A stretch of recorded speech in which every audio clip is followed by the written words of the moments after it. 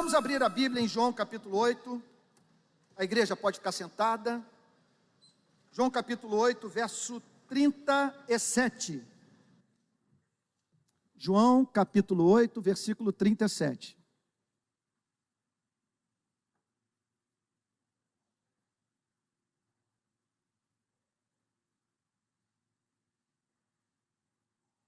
Para que nós entendamos o contexto dessa declaração de Cristo, é importante que nos lembremos do diálogo travado por Cristo com essas mesmas pessoas nos versos anteriores.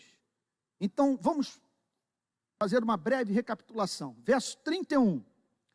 Disse, pois, Jesus aos judeus que haviam crido nele, pessoas que manifestaram certo respeito por Cristo: se vós permanecerdes na minha palavra, sois verdadeiramente meus discípulos. Então é muito claro o que Cristo está dizendo aqui. Que pessoas podem viver a experiência da fé temporária. Fé de curta duração. Fé que se mantém firme enquanto os ventos não são contrários. Enquanto o evangelho não tem que passar pela prova da fidelidade. E você ouve uma pregação como essa. O evangelho lhe chega ao coração. A partir daquele ponto de conversão, você não tem ideia do que essa fé vai fazer com você. Das provas que terá que enfrentar. E dos desafios envolvidos no ato de se manter fiel ao evangelho, quando esta fidelidade é custosa. Isso me faz lembrar do que C.S. Lewis diz, que a virtude que mantém todas as outras de pé é a coragem. Porque sem coragem, você só é fiel, você só é justo, você só é bondoso, sob certas circunstâncias. E muitas vezes falta essa coragem. Na verdade, falta esse amor, porque o evangelho não criou raízes no coração. E no momento da provação, aquele que supostamente se converteu, não vê sentido em dar a vida por aquilo que não entrou no seu próprio coração. Verso 32. Responderam-lhe aqueles que, verso 32, e conhecereis a verdade vos libertará. Eu vou avançar, que sobre esse versículo nós já vimos no domingo passado. O que aconteceu? Tudo isso deixou aquela gente profundamente aborrecida, decepcionada, indignada com a franqueza de Cristo. Pessoas creram, ouviram sua mensagem, e ele se dirige a elas dessa forma, nesses termos. E conhecereis a verdade vos libertará. Responderam-lhe, somos descendência de Abraão, e jamais fomos escravos de alguém. Como dizes tu, sereis livres? Tratava-se, portanto, de uma pregação que humilhava. E em toda pregação verdadeira do evangelho, há esse elemento de choque cultural. É impossível a pregação autêntica do evangelho não causar choques culturais, não escandalizar. Sempre haverá na cultura dentro da qual o evangelho está sendo proclamado algo antagônico ao evangelho. E aqui o Senhor Jesus está enfrentando a fúria desses homens que se sentiram profundamente ofendidos pelo fato do Senhor Jesus ter dito para eles que eles eram escravos e que precisavam de libertação. Verso 34, replicou-lhes Jesus, em verdade vos digo, todo que comete pecado é escravo do pecado. Vocês não são apenas escravos do Império Romano, vocês não estão apenas subjugados pelas tropas de Roma, vocês estão subjugados também pelo pecado. O pecado que faz com que vocês vivam uma vida antinatural. O pecado que faz com que alguém lhes passe o script, e vocês cumpram esse script fielmente, vivendo assim uma vida contrária ao propósito de Deus, conforme revelado na sua palavra para os seres humanos. Vamos avançar aqui sobre esses versos, nós já vimos também no domingo passado. O escravo não fica sempre na casa, o filho sim para sempre. O pecador nunca se sentirá em casa no universo. Enquanto que o filho sente o aconchego do pai, onde quer que ele se encontre, porque ele sabe que esta relação está baseada em graça, não em desempenho. Ele sabe que ele não precisa viver como um escravo, que trabalha duro por temer ser lançado fora no final do dia. Ele faz o que faz porque ele ama. Ele pratica as obras da fé, não para herdar o reino dos céus, mas porque já herdou o reino dos céus com graça, com alegria, com espontaneidade, usando as palavras de Martin Lloyd Jones, com senso de inevitabilidade. Ele passa a ver o cristianismo como inevitável. Essa pessoa sai pelo mundo fazendo bem, não para arrancar, através das boas obras, as bênçãos de um Deus relutante em abençoar, mas para corresponder, através da fidelidade, ao amor de Deus revelado em Jesus Cristo, seu único Filho.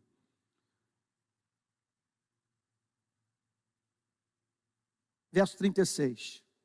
Se, pois, o Filho vos libertar, verdadeiramente sereis livres. Foi o verso no qual nós paramos no domingo passado e sobre o qual falei extensamente. Verso de hoje, 37. Bem sei que sois descendência de Abraão. O que ele está querendo dizer com esta declaração? Bem sei que vocês frequentam sinagoga, que vocês frequentam o templo, que vocês participam dos sacrifícios, que vocês guardam as festas anuais, e não apenas isso, eu sei que vocês têm o código genético do patriarca Abraão, literalmente. Vocês são da descendência literal de Abraão, do pai da fé, do grande patriarca, daquele que amou a Deus de uma tal maneira a ponto de oferecer o seu único filho, como expressão da sua fidelidade, da sua gratidão e radical prontidão em fazer a vontade de Deus, ainda que isto lhe fosse excessivamente custoso. Bem sei que sois descendência de Abraão, que não sois pagãos, que há gente santa na árvore genealógica de vocês, que vocês são o povo da Bíblia, do Antigo Testamento, que vocês receberam uma luz que nenhuma outra nação do planeta recebeu. Não há nada que possa se comparar em nenhuma cultura do mundo antigo ao que o povo hebreu produziu do ponto de vista literário. Do ponto de vista, não apenas literário, do ponto de vista do que essa literatura falava sobre Deus. Vocês não vão encontrar em nenhum povo pagão, na China, na Mesopotâmia, nas Américas, em nenhum outro lugar, um homem, por exemplo, escrevendo o poema que Davi escreveu para Deus, fruto de uma teologia que resultava da revelação que Deus fizera de si mesmo a um único povo do planeta chamado Israel. O Senhor é o meu pastor e nada me faltará. Vai encontrar isso, vai, procure aí, vasculhem, façam a pesquisa que quiserem. Não encontrarão um conceito de Deus tão elevado como esse. Ele me faz deitar em pastos verdejantes, leva-me para junto das águas de descanso, refrigera minha alma. E agora, essa declaração é impressionante. E guia-me pelas veredas da justiça por amor do seu nome. Jesus está dizendo a seguinte coisa: eu sei que vocês são da descendência desses homens, que vocês tiveram a sua vida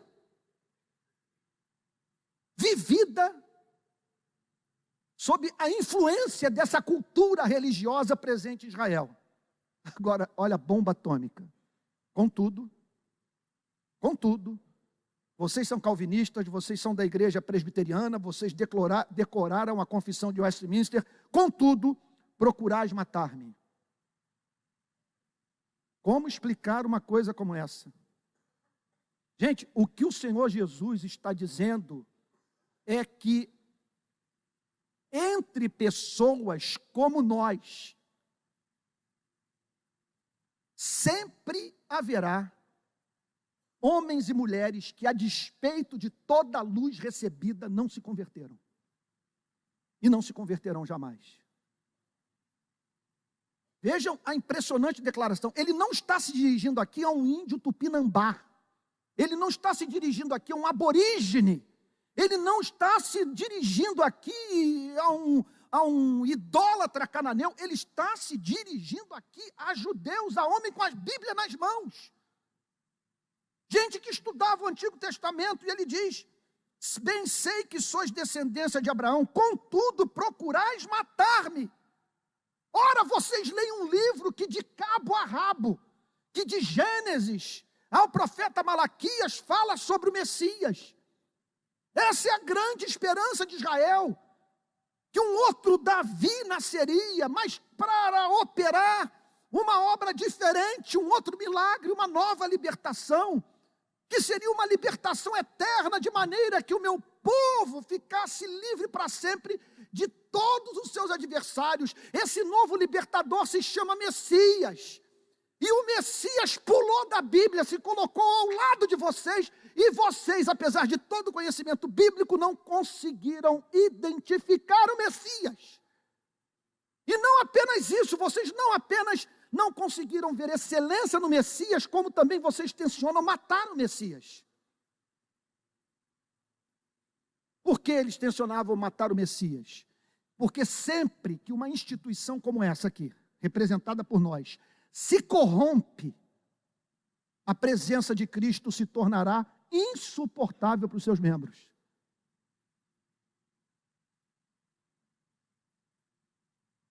Por isso, e a verdadeira pregação do Evangelho em determinadas igrejas representaria o esvaziamento do seu rol de membros, em razão do fato de pessoas não estarem preparadas para suportar o encontro com Cristo real.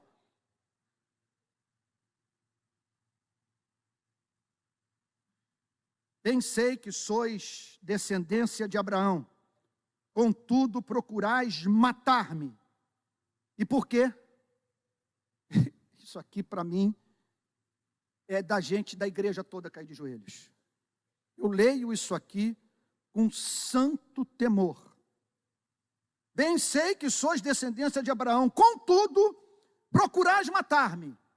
Contudo, vocês querem matar o Messias, vocês querem matar o Filho de Deus, vocês querem apagar a luz do país.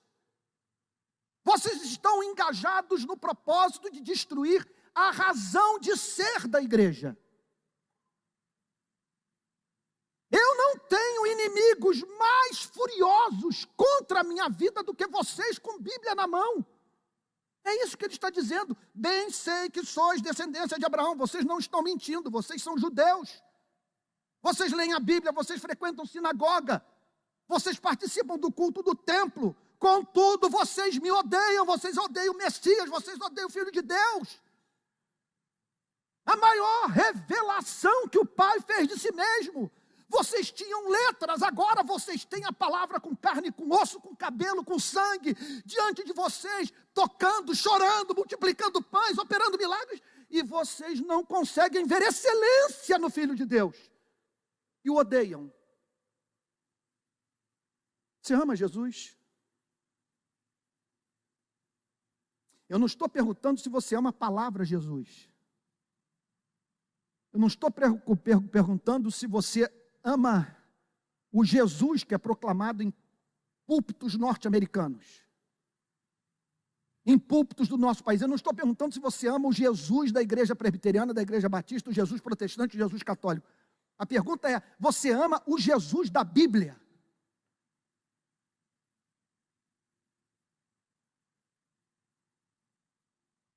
Por que eles faziam tudo isso?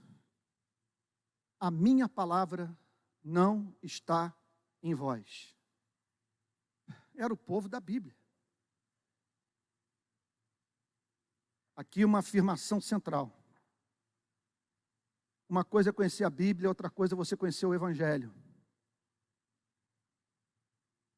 Conhecer a Bíblia sem conhecer o Evangelho te torna uma pessoa muito parecida com o muçulmano.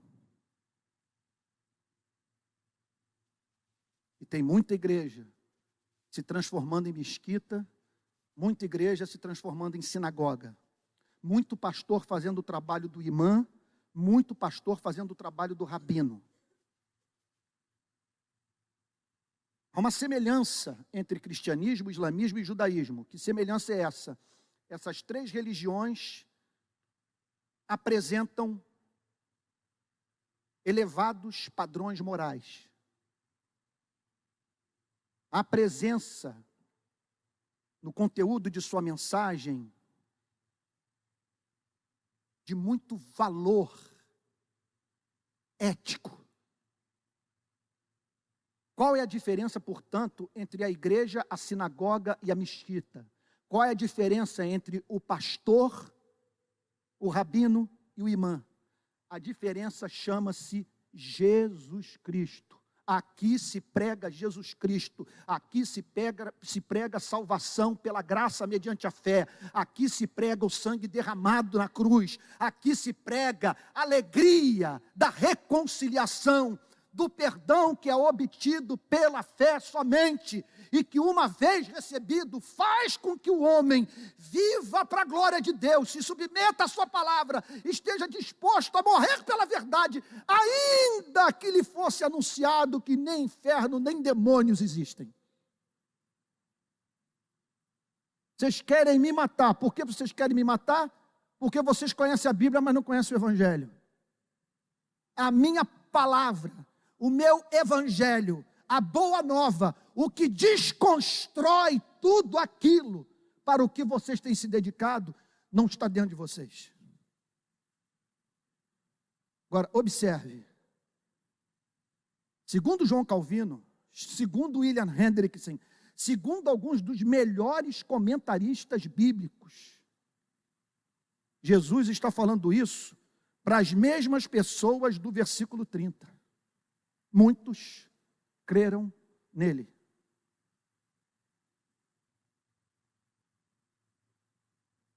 Creram, mas não a ponto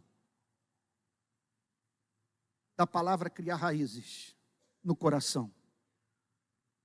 Não a ponto da palavra ser acolhida. Não a ponto do espírito humano lidar sem reservas com a verdade.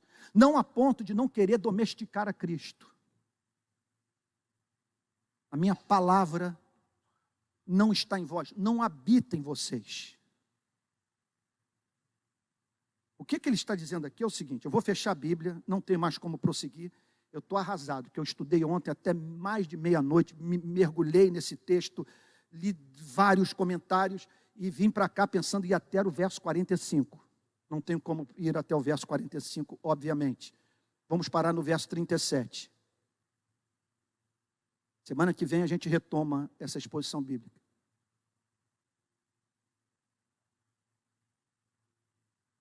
A minha palavra não está em vós. Eu espero o que eu vou dizer agora não se relacione à vida de nenhum membro da nossa igreja. É como se ele dissesse o seguinte: essa coisa nunca entrou em você. Ela só faz parte da sua vida ou quando você se sente acossado por algum problema, ou no domingo quando você vem à igreja. Cristo é um apêndice da sua vida. A palavra não está em você. Esse Deus não é o seu primeiro pensamento a acordar. Quando você vai para a cama, você não vai com ele em sua mente. Esse livro não é lido por você como um faminto se lança sobre o pão. Isso não faz parte do seu DNA. Você não transpira. Essa coisa não move, essa coisa não é objeto das suas principais preocupações. É isso que ele está dizendo. A minha palavra não está em vós. Minha palavra não habita em vocês. Minha palavra não exerce controle sobre mentes e corações. E por isso, apesar de vocês serem da descendência de Abraão, serem membros de uma igreja presbiteriana, no fundo, vocês estão querendo me matar. Aqui, eles queriam matar a Jesus Cristo literalmente. Nós podemos matar de várias outras maneiras. Nós podemos matar mantendo a palavra Cristo, mas a esvaziando do seu conteúdo neotestamentário. E aí você passa a se relacionar com um ídolo chamado Jesus Cristo. Suprema obra maligna de Satanás para nos afastar do Cristo real.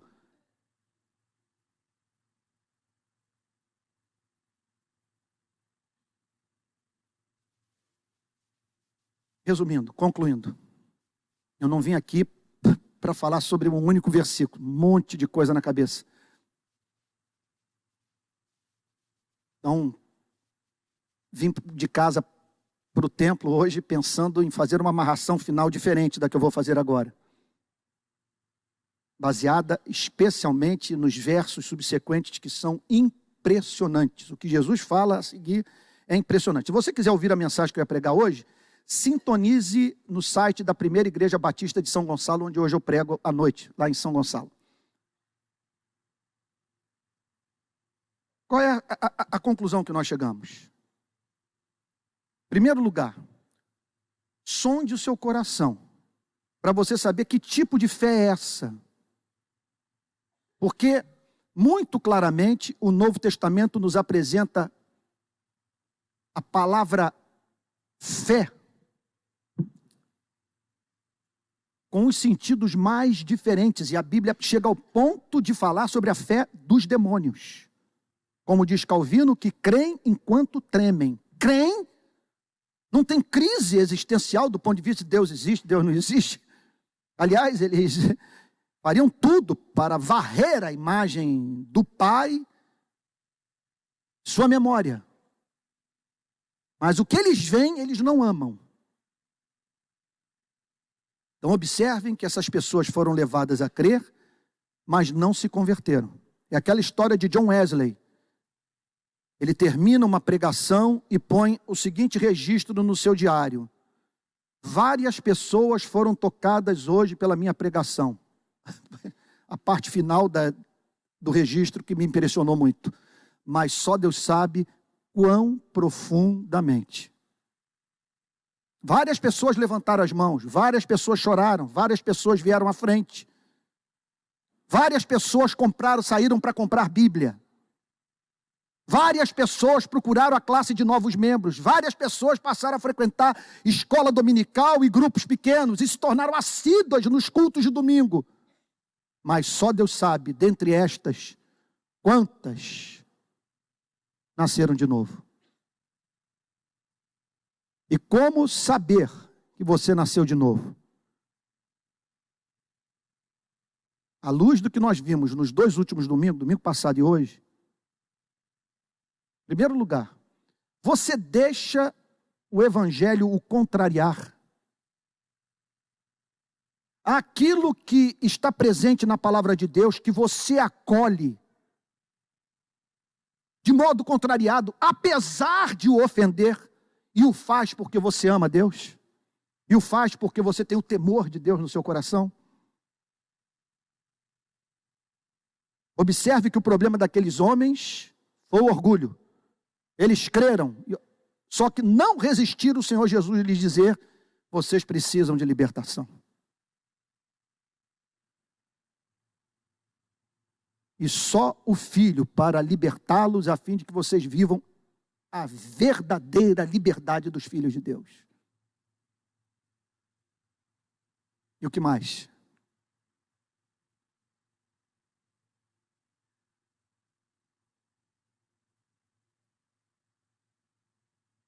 Você abriu mão de toda a falsa segurança de salvação? Veja só, qual foi o problema desses homens? Nós não precisamos de conversão. Nós somos judeus. Nós somos filhos de crente. Nós somos da descendência do patriarca Abraão. As promessas do Antigo Testamento são para as nossas vidas. Não existe ser humano mais difícil de passar por uma experiência de conversão do que o religioso empedernido. Sabe qual é a grande diferença entre... Esses dias eu li isso, Tim Keller fala isso num dos seus livros, me parece, eu não sei se eu li num livro ou li nas redes sociais. Tim Keller dizendo a seguinte coisa, eu acho que já disse isso aqui na nossa igreja, que a diferença entre o que está perdido do lado de fora para o que está perdido do lado de dentro é que quem está perdido do lado de fora o sabe. E aqui não, com dízimo, com coral, com retiros, grupos pequenos, classes de escola dominical, a religião vai nos oferecendo o que tem o poder de pacificar a nossa consciência, e veja só, e que nos é muito conveniente. Porque o mais complicado não é frequentar o culto de domingo, nem mesmo dar o dízimo. O Senhor Jesus disse, vocês dão o dízimo do endro, da hortelã e do cominho. E contudo, vocês negligenciam o que de mais importante há na lei, a misericórdia, a justiça e a fé. É muito mais interessante você dar o dízimo do endro, da hortelã e do cominho, do que assumir na sua vida as implicações práticas do exercício da misericórdia, da justiça e da fidelidade a Deus. Então isso aqui tudo pode virar uma grande barganha. E essa igreja ter como pastor um grande fariseu. E todos nós embarcados numa fenomenal viagem religiosa. De maneira que tudo se torna interessante. Nós temos os nossos problemas, nós não queremos ver filhos nas drogas, intencionamos pagar as nossas dívidas, nos mantermos casados até o fim e com a família estruturada. E a religião fornece um incremento para tudo isso. Mas sem que a palavra faça parte da nossa vida. Sem que nós sejamos cristãos de fato. E um cristianismo real, por se manifestar na prática daquilo que é custoso. O que é custoso? Amar quem não é amável. Ser paciente com gente inconveniente.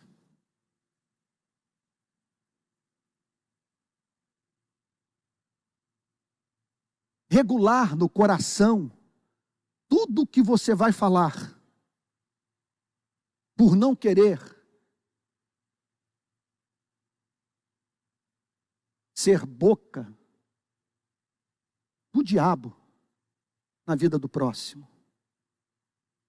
O que é custoso? É a providência divina te colocar diante do necessitado e você abrir mão do que vai lhe fazer falta.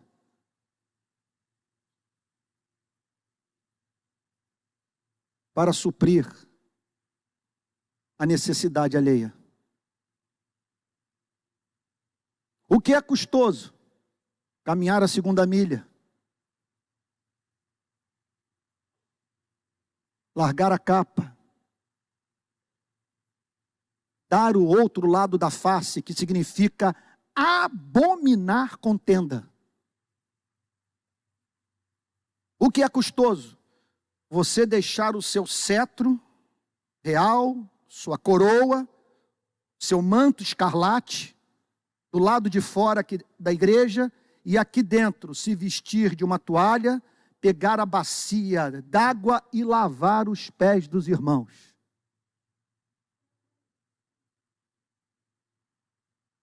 O que é custoso? O que nós vimos hoje no testemunho desses policiais. É você ser um problema para a corrupção instalada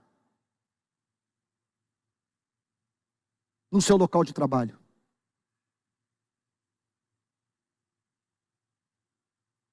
Nós acabamos de cantar. Se temos de perder famílias, bens, prazer, se tudo se acabar e a morte enfim chegar, com ele reinaremos. Uma coisa é cantar isso na igreja, no domingo. Outra coisa é você ficar sozinho dizendo não para um esquema de corrupção onde você trabalha.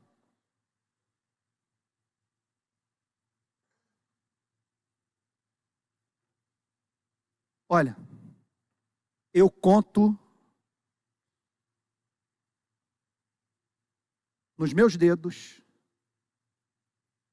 cristãos que eu conheço que estão precisando de coragem para viver o cristianismo. A palavra está dentro deles e por estar em seus corações e regular suas afeições, suas escolhas, seus sonhos, estas mesmas pessoas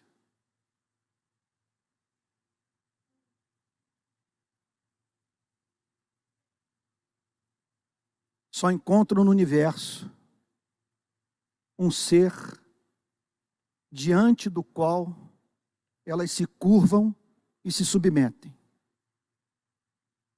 Para elas, só um tem o direito de falar: tudo isto te darei, se prostrado me adorares. Essas pessoas não têm nenhuma outra fidelidade no coração, competindo com a fidelidade a Deus. E por isso, nas horas em que ser cristão torna-se arriscado, essas pessoas estão dispostas a pagar o preço do discipulado. Por isso que o apóstolo Paulo declara na sua segunda epístola a Timóteo, no capítulo 1, se não me falha a memória, verso 8. Porque Deus não nos tem dado espírito de covardia, mas de poder, amor e moderação. O que é um espírito de covardia? Você só viver o cristianismo quando isso não ameaçar a sua integridade física. Quando isso não ameaçar o seu patrimônio. Quando isso não ameaçar seus relacionamentos dentro da sociedade que lhes são muito convenientes. Em outras palavras, gente, o grande teste para nós sabermos que não estamos perdidos na religião, que apesar de sermos descendência, vamos assim dizer, de Abraão, não somos descendência de Cristo, não temos o DNA de Cristo. O grande teste não é se você recebeu uma profecia de uma profetisa que se levantou e que viu um anjo com um livro de ouro nas mãos, escrevendo o seu nome no livro da vida. Satanás pode criar até mesmo uma imagem como essa na cabeça de uma profetisa qualquer. O maior sinal de que essa palavra entrou no seu coração, não há a mínima dúvida, é a prática do cristianismo.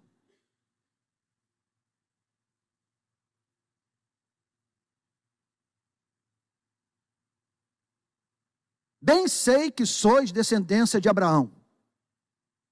Contudo, vocês querem me matar. Mas porque a minha palavra não está em vocês.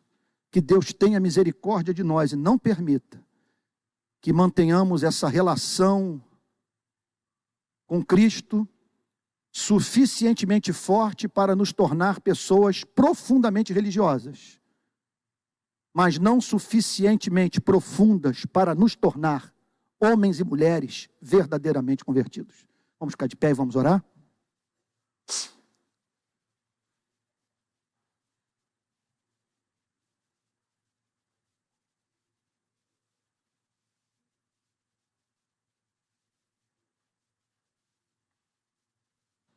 Senhor, nosso Deus e nosso Pai, mais uma vez nós nos deparamos com um versículo cortante das Sagradas Escrituras. Nem todo domingo é igual, e nem toda pregação é fácil. A de hoje foi difícil. Difícil pregar, difícil ouvir. Mas amor numa mensagem tão dura como essa, porque o Senhor não quer que nós nos percamos. Senhor, nós não queremos basear a nossa certeza de salvação em areia movediça. Não queremos dizer que somos descendência de Abraão, que os nossos pais oraram por nós, que fomos batizados na infância, que frequentamos igreja, que lemos a Bíblia, que somos calvinistas. Senhor, o que nós pedimos é essa evidência da palavra presente no coração e que nos faz viver em obediência e não querer matar a Jesus, o nosso Salvador. Opera a conversão, Senhor, nesta manhã em nossas vidas. Que sejamos uma igreja de convertidos, Senhor. E que Tu te alegres com o testemunho da nossa querida igreja. Que vivamos vida que faça o Senhor nosso Deus sorrir.